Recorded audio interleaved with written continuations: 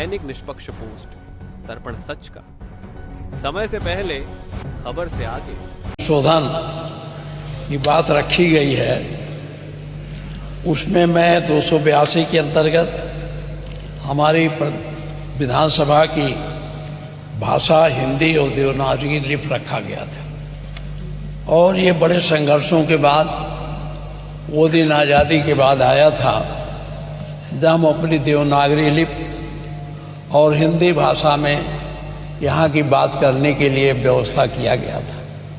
आज उसमें संशोधन किया जा रहा है। मैं पूरे संशोधन के विरोध में नहीं हूँ। हम कल भी बात किए थे और आज भी बात फिर हम कर रहे हैं। हमारी जो स्थानीय बोली है उसको आप रखें, हमारे संविधान में भी है, जो जिस भाषा में बोल सके। लेकिन अंग्रेजी हमारी भाषा नहीं है। अंग्रेजी ना तो हमारी मातृभाषा है, न हमारी सांस्कृतिक भाषा है, न हमारी स्थानीय बोली है। उसको इसमें रखने का मैंने कल भी ऐतराज़ किया था। और इसी संदर्भ में मैंने ये भी कहा था कि अगर इसमें बना ही रहे हैं तो इसमें संस्कृत को भी जोड़ दीजिए और उर्दू को भी जोड़ दीजिए। नहीं, हम अब ये छोड़िए।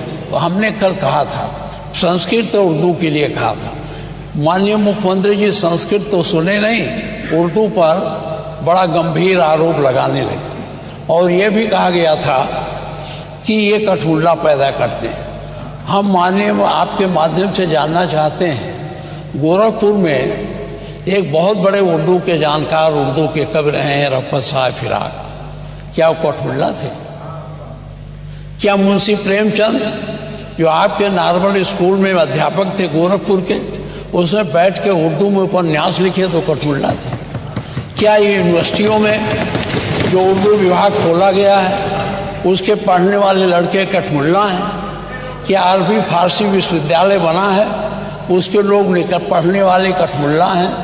तो मैं इस शब्द पर आज आपत्ति करता हूं और मैं आपसे कहना चाहता हूं कि अंग्रेजी भाषा हमारी भाषा नहीं है।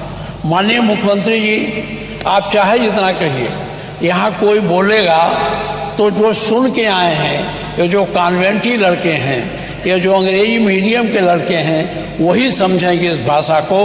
गांव के लोग जो इसको देखेंगे उसमें कोई समझेगा नहीं। इसलिए मैं बहुत कानूनी दावपेच की बात नहीं करता, न मैं संवैधानिक बवाल करता हूँ। वो हमारा जो अनुच्छेद 348 है उसके बंधों का अधीन रहते हुए राज्य के विधानमंडल में कार्य राज्य की भाषा या राजभाषाओं में या हिंदी में, अंग्रेजी में किया जाएगा। तो हमारी राज्य की भाषा हिंदी है, तो इसे हिंदी में करना चाहिए। अंग्रेजी का कोई महत्व नहीं है। अंग्रेजी का मैं पढ़ने में विरोध नहीं करता।